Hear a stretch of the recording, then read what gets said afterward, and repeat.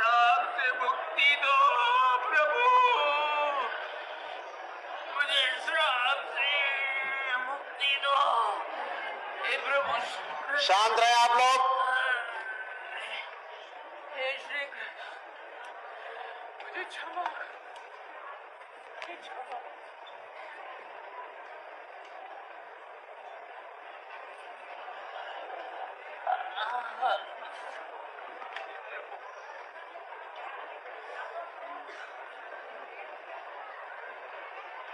गलतियों में पूरा पश्चाताप है। बहुत पश्चाताप है मुझे। भगवान परशुराम से माफी मांगो, क्षमा मांगो। उनकी बात भी तुमने नहीं सुनी, उनसे भी क्षमा मांगिए। ओम। भारी कष्ट है भगवान। तुम्हारी मणि किसने निकाली थी?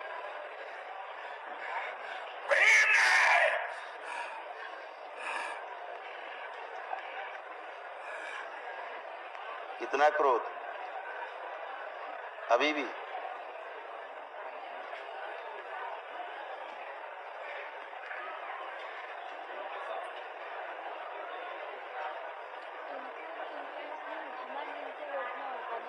अपना अहंकार तुम्हें उस पर ध्यान देना होगा। अहंकार नहीं जाएगा तुम्हारा, श्राप से मुक्त नहीं हो पाओगे। इस कलयुग में तुम्हें मुक्त होना है। द्वापर से लेके अब तक भटक रहे हो, जंगल जंगल, मंदिर मंदिर, इस महादेव के मंदिर, उस महादेव के मंदिर। बहुत वर वर भटका हूं मैं, वर वर भटका हूं। कितना गंदे हो गए हो, दिख रहा है तुम्हें? कितना बदबू आ रही तुमसे। ये वो अश्वत्थामा है।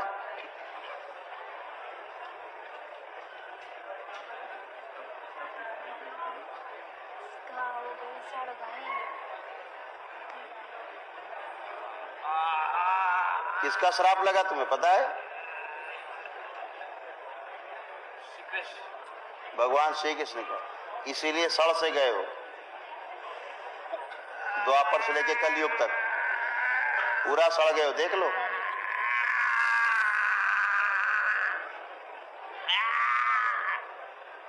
ये अश्वत्थामा।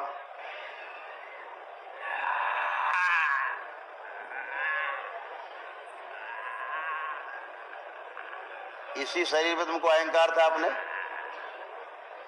अपनी शक्तियों पर अहंकार था। जहां शक्ति वहां अहंकार का स्थान नहीं। जहां अहंकार होता वहां शक्ति रुकती नहीं। तुमने अहंकार किया।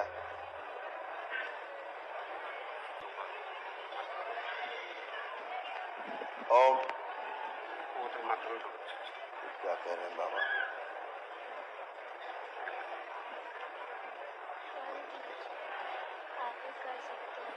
ओम।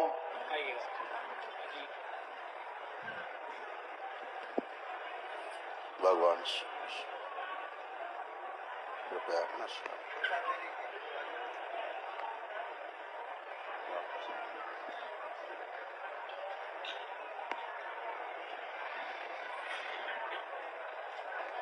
तुमने भगवान श्री कृष्ण से क्षमा मांगी, भगवान परशुराम से क्षमा मांगी।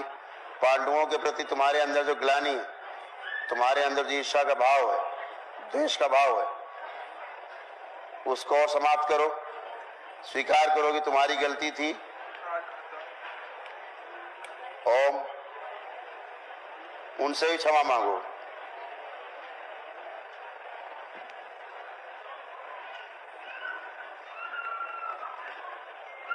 ओम।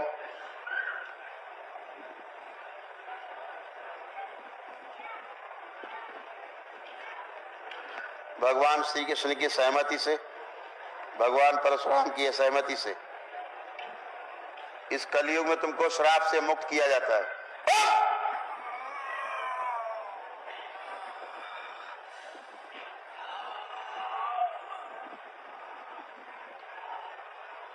श्राप सेवकाओं किया जाए। ओम। इसका असर, इसकी स्मृति, इसके अवशेष, अंतिम स्मृति भी श्राप की बाहर निकाल ली जाए। ओम, ये भी सेवकाओं को खिला दी जाए।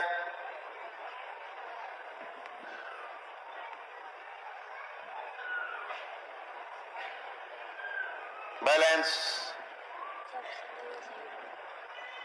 शरीर को पूरी तरह शुद्ध कर दिया जाए, एकदम सुंदर, जैसा था अश्वत्थामा द्वापर युग में वैसा बना दिया जाए। अहंकार से रहित, ईर्ष्या द्वेष से रहित। ओम।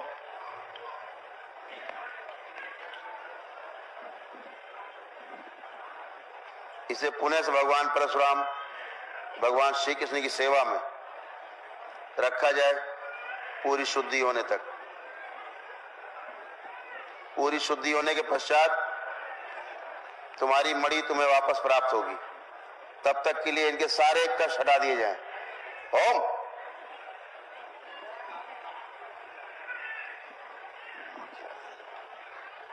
बैलेंस।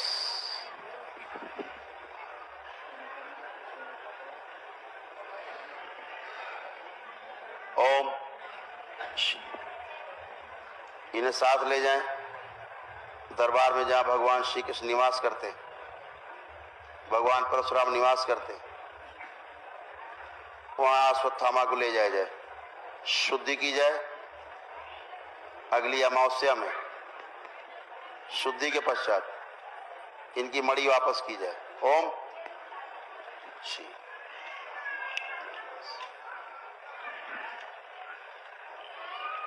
बाकी पीछे सब लोग रोक दिए जाएं।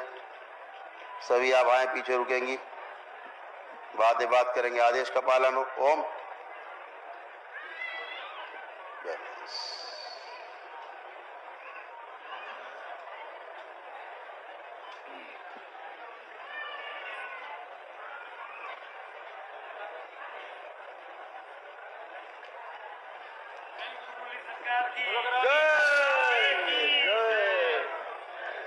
सभी आभाएं मानव जात की सेवा के लिए तत्पर हैं। जैसे सेवा करते थे वैसे आज भी वैसे ही।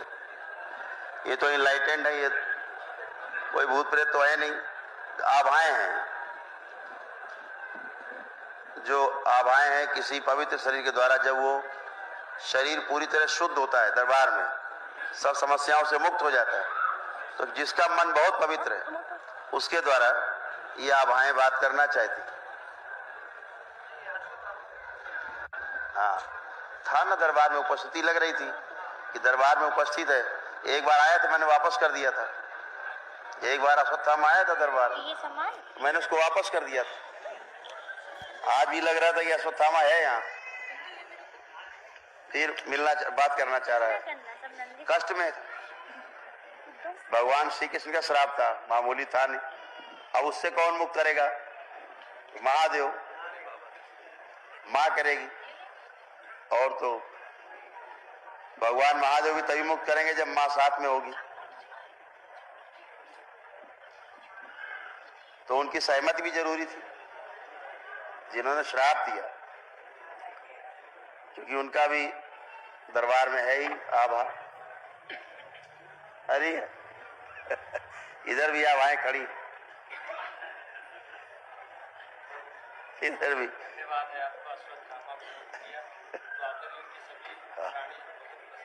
प्रसन्न है।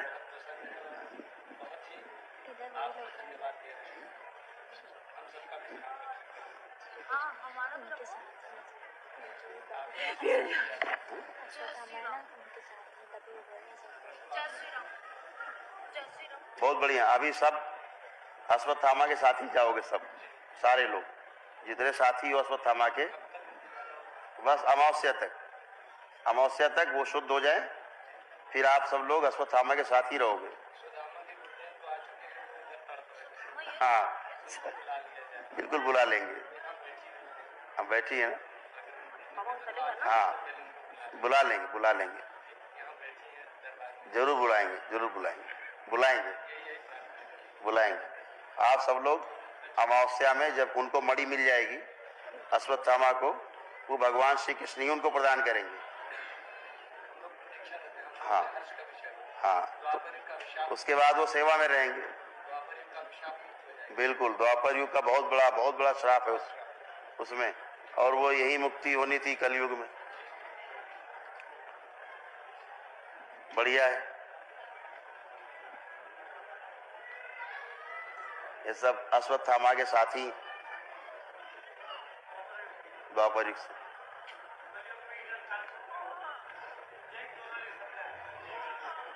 खुश हरि है, खुश खुश।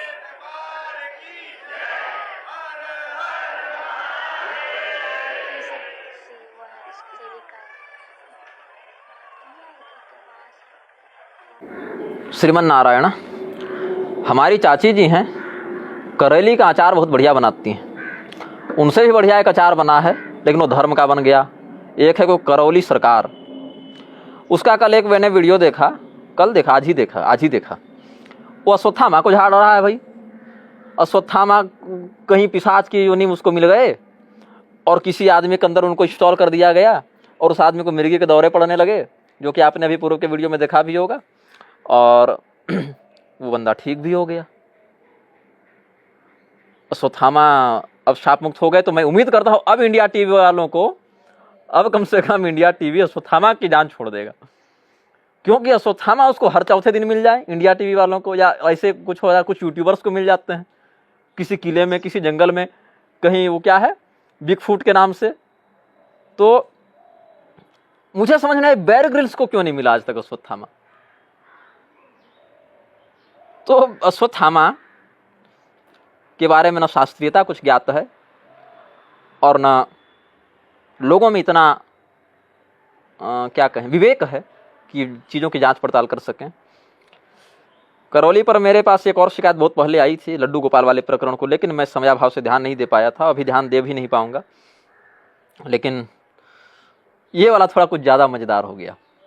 अब तो मुझे लगता है ना, ये जितने कॉमेडी शो हैं सब बंद हो जाएंगे। ये ईसाई मिशनरी जैसे वो हालेलुया नहीं करते रहती हैं पैसे दे के, करौली वैसी प्रजाति का लग रहा है। अश्वत्थामा के विषय में क्या कहते हैं?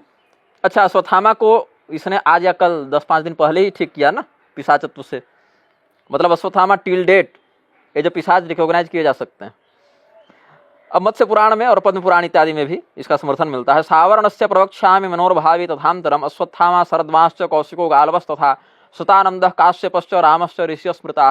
जो अगला मनवंतर आने वाला है हमारा सावरणी मनवंतर, उसमें सावरणी भविता मनु जो स्वारोचिस मनवंतर वाले चैत्रवंशीय राजा सुरथ अभी सूर्यपुत्र सावरणी के रूप में जो हैं, जो अगले मनवंतर के मनु बनेंगे, और विरोचन पुत्र महाराज बलि इंद्र बनेंगे। तो सप्तर्षि मंडल में भी परिवर्तन किया जाएगा।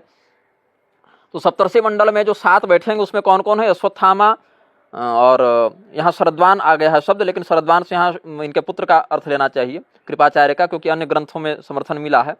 और कौशिक, गालव, शतानंद, काश्यप और परशुराम, ये 7 हैं मत्स्य पुराण पद्म पुराण के अनुसार, और विष्णु धर्मोत्तर गरुड़ के आधार पर इन्हीं के नाम बदल के अश्वत्थामा, कृपाचार्य, व्यास जो अभी वेद व्यास हैं वो, गालव, दीप्तिमान, ऋषशृंग और परशुराम, इनको सप्तर्षि मंडल में परिगणित किया गया है।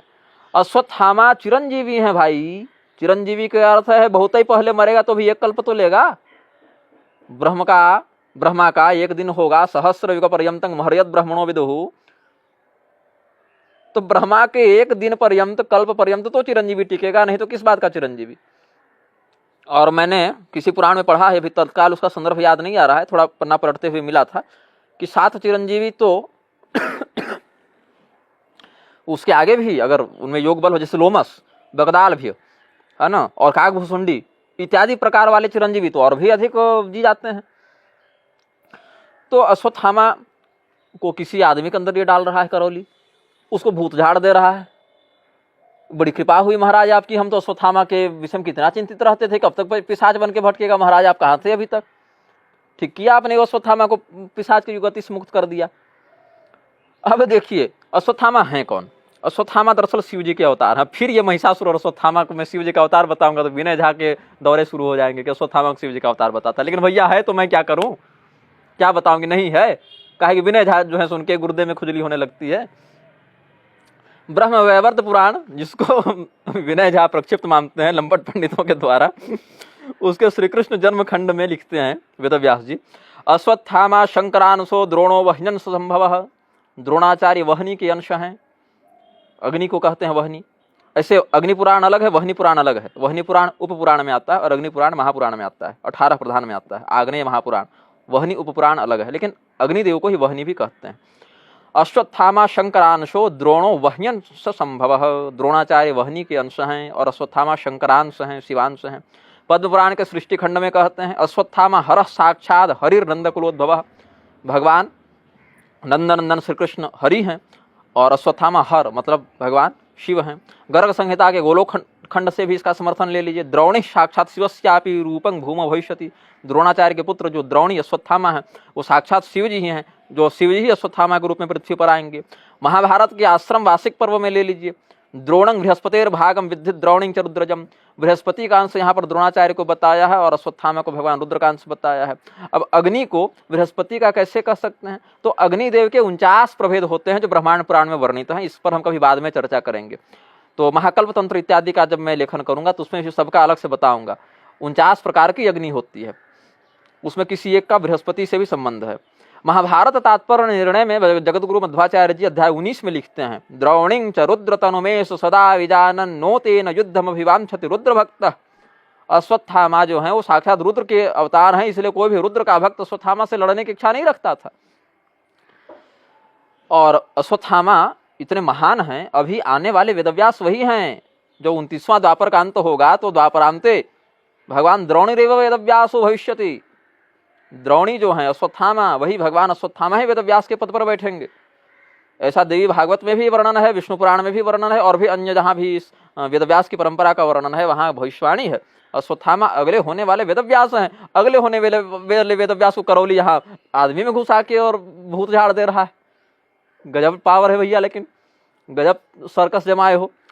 और अश्वत्थामा का प्रातः काल उठ के नाम लेना चाहिए। ये सुप्रभात मंगल श्लोकों में इनका नाम आता है। गरुड़ पुराण के ब्रह्मकांड में देखें आप, मान्धात्रा नहुषोम्बरीश सगरौ राजा नलो धर्मराट प्रहलादः क्रतुराड विभीषण गयो व्यासो हनुमानपि। अश्वत्थाम कृपा उमा द्रुपदया श्री जानकी तारका मंदोदर्य खिला प्रभात सुमहम कुर्वन्तु नित्यं हरे। भगवान का जो मंगल सुप्रभात गान होता है उसमें अश्वत्थामा का नाम आता है, हनुमान जी का नाम आता है, विभीषण जी का, राजा गय, नल, अम्बरीश, सगर, नहुष, मानधाता, युधिष्ठिर, प्रहलाद, वेदव्यास, हनुमान, कृपाचार्य, भगवती पार्वती, भगवती द्रौपदी, भगवती जानकी जी, भगवती तारा, मंदोदरी जो पंचकन्या इत्यादि में आ गई, उनका आता है।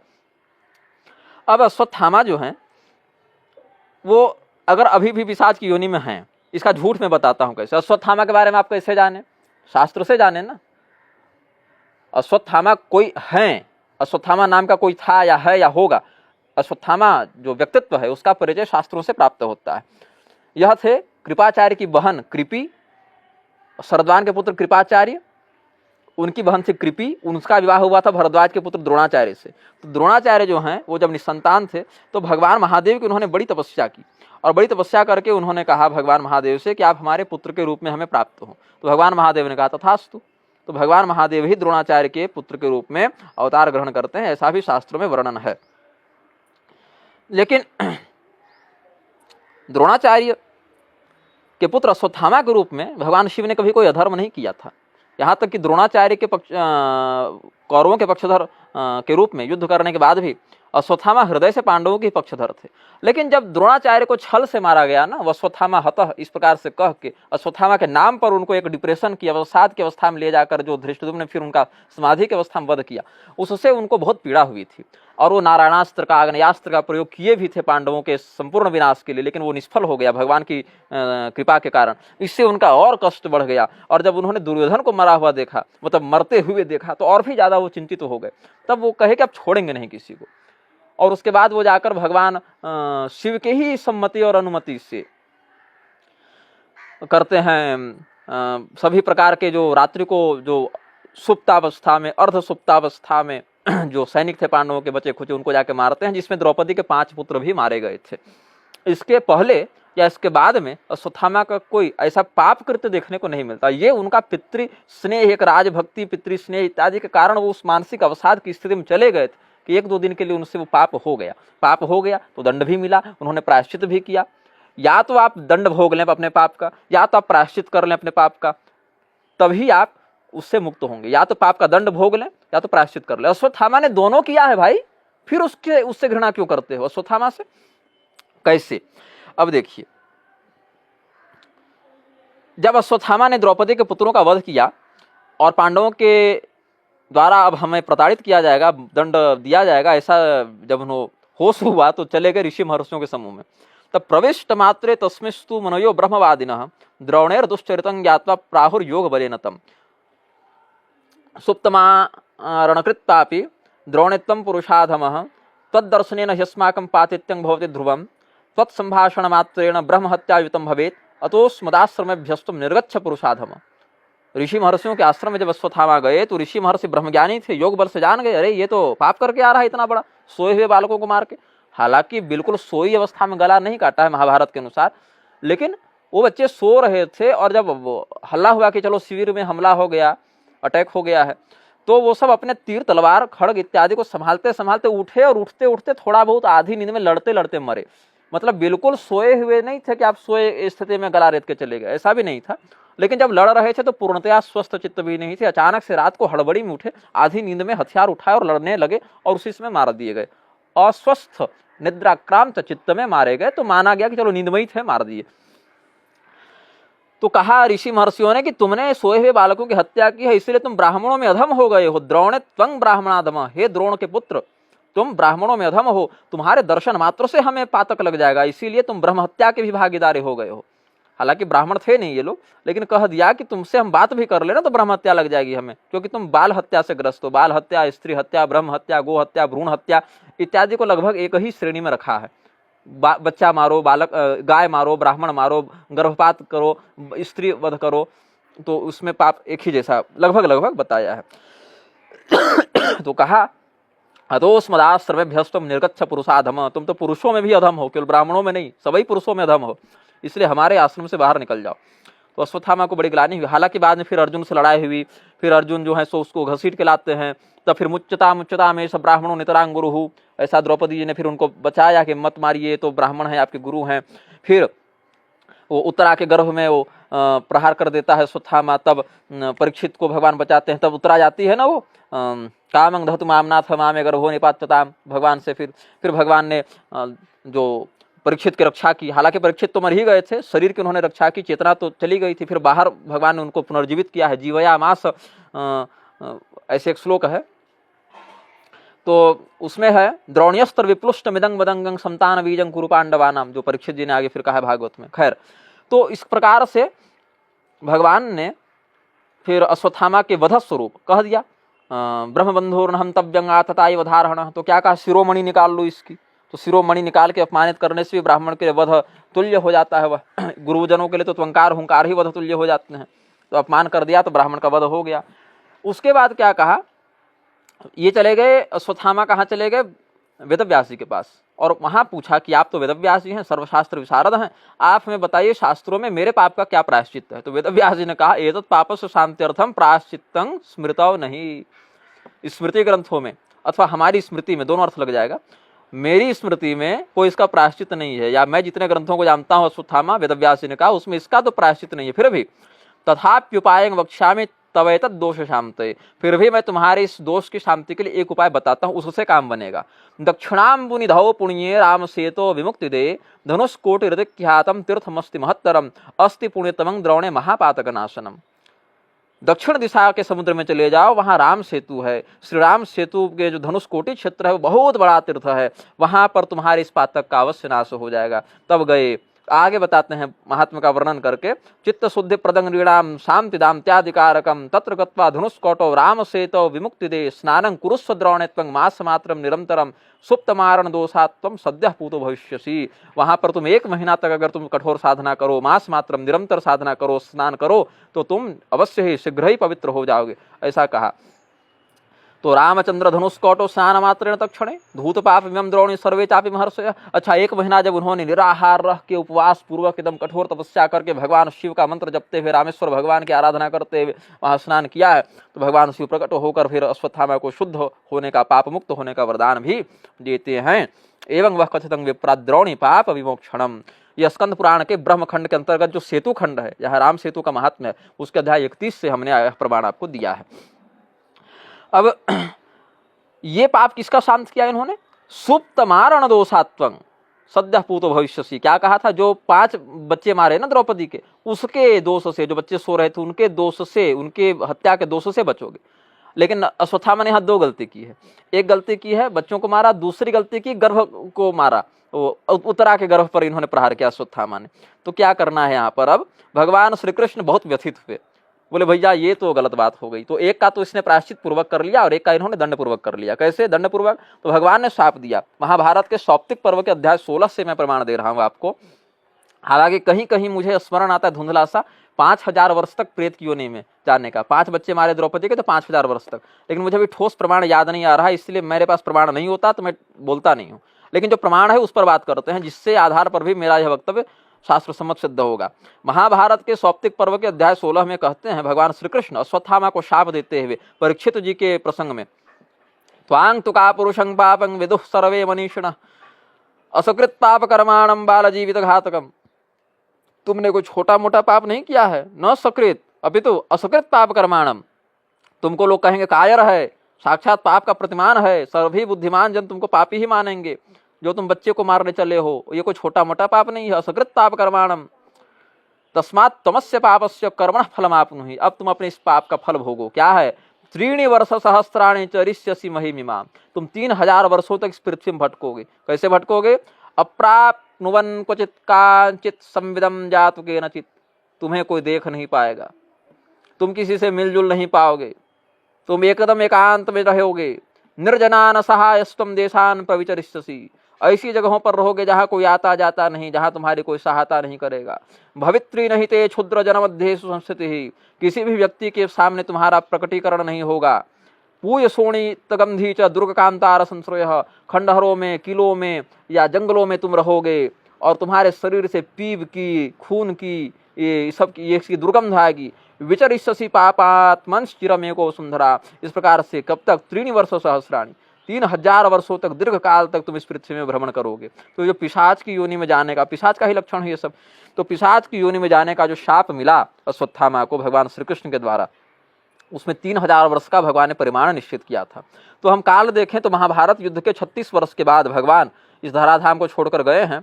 और तद्दिनात् कलिरायातः सर्वसाधन बाधकः। जिस दिन भगवान गए उसी दिन से कलयुग की गणना प्रारंभ करनी चाहिए। और कलयुग के लगभग 5121 वर्ष लगभग बीते हैं, और उधर और 36 साल जोड़ दें तो आपको मिल जाएगा 5157 वर्ष। 5157 वर्ष महाभारत युद्ध को पूर्ण हुए हो चुके। और महाभारत युद्ध के 2-3 दिन के बाद इनको जो शाप मिला पिशाच की योनि में जानने का अश्वत्थामा को, वो 3000 वर्ष तक का था। तो देखा जाए तो आज के अनुसार देखें तो विक्रमादित्य संवत प्रवर्तन करें उससे भी कुछ काल पहले ही अश्वत्थामा शाप मुक्त हो चुके थे। ईसा मसीह बहुत बाद में पैदा हुआ। अगर आधुनिक काल गणना ईस्वी सन को भी देखें तो अश्वत्थामा तो ईसा पूर्व ही शाप मुक्त हो चुके। विक्रमादित्य संवत चलाएं उससे पहले ही शाप मुक्त हो चुके थे। तो ये करौली वाले को कहाँ से अश्वत्थामा मिल गए और इंडिया टीवी वालों को कहाँ से मिल जाते हैं? और भी जो चैनल वाले, शायद मैं चैनल का नाम गलत भी बोल सकता हूँ, लेकिन जो बता न्यूज़ 24 में दिखाते हैं, इंडिया में दिखाते हैं, टीवी में दिखाते हैं, नहीं दिखाते रहते, बहुत सारे यूट्यूब में भी आते रहते हैं।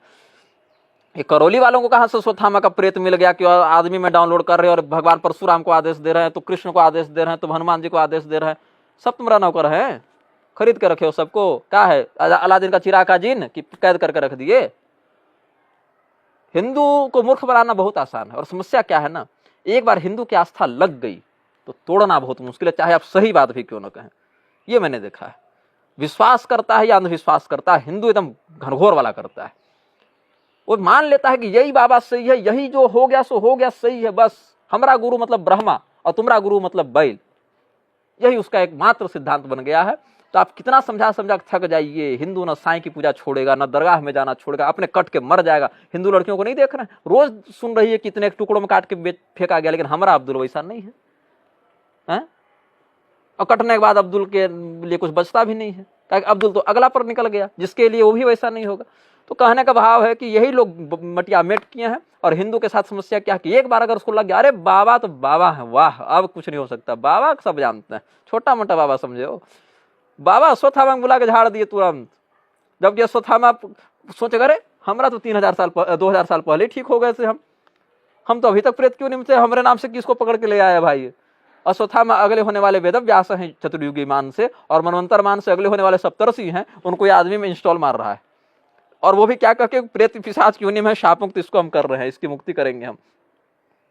और सत्य क्या है, महाभारत में ही वर्णन है जहां शाप मिला अश्वत्थामा को 3000 वर्ष के बाद तो मुक्त हो जाओगे। सौप्तिक पर्व के अध्याय 16 से हमने आपको प्रमाण भी दिया। तो ऐसे ढोंगियों से लोगों को बचना चाहिए। अब उसके चेले भी हमको गाली देंगे तो कोई बात नहीं, हमारा तो जन्म ही हुआ है गाली खाने के लिए, क्योंकि मैं जिसके खिलाफ बोलता हूं उसके चेले हमारे विरुद्ध हो जाते हैं। तो मैं शकल देख के, चेहरा देख के और नाम सुन के या संप्रदाय देख के विरोध नहीं करता। जो गलत है, आपकी कही बात का शास्त्र से समर्थन नहीं हो रहा है, अभी तो स्पष्टतया विरोध हो रहा है, तो भैया लपेटे तो जाओगे। और जब मैं लपेटना शुरू करता हूं तो उसमें फिर भय का, लोभ का, संकोच का यह स्थान नहीं रहता, क्योंकि फिर मैं शास्त्र के आधार पर कहता हूं ना, अपनी गारंटी पर तो मैं कहता नहीं कि मैं कह रहा हूं, ऐसा नहीं। अभी तो देखो यहां ये बात कही गई, उसको मैं प्रस्तुत कर रहा हूं। यही मेरा एक सबसे बड़ा बल बन जाता है, जो ऋषियों की परंपरा का एक बहुत बड़ा अनुग्रह है हमारे ऊपर, कि भगवती ने यह अनुग्रह किया हम पर कि जहां पर अन्य जन भगवान की माया से मोहित होकर इन बातों में उलझ जाते हैं, वहां कम से कम इन बातों में भगवान ने हम पर इतनी कृपा की है कि अपनी माया को स्टैंड बाई पर रखा हुआ है। हालांकि माया तो किसी को ही मोहित कर सकती है, करती है, हमें भी कितनी बार करती है, आगे भी करेगी, लेकिन मैं कम से कम इतना अपने अंदर भाव अवश्य रखता हूं कि कर्ता साक्षी जनार्दन, जो कर रहे हैं उस क्रिया के कर्ता भी और क्रिया के साक्षी भी भगवान नारायण हैं। और मैं सोने से पहले कह देता हूं, कायेन वाचा मनसेन्द्रियर्वा बुद्ध्यात्मना अनुसृत स्वभावात् करोमि यद्यत् सकलं परस्मै नारायणायेति समर्पयेत्। तो क्या सही है क्या गलत है ये तो शास्त्र बताएंगे, और शास्त्र स्वयं नारायण है, शब्द नारायण है, शब्द ब्रह्म है, इसीलिए वो जो बताते हैं वो मैं आप तक प्रस्तुत करता हूं। इसीलिए मुझे न इसमें कोई निजी हार का भय होता है और न निजी विजय का घमंड होता है। श्रीमन नारायण।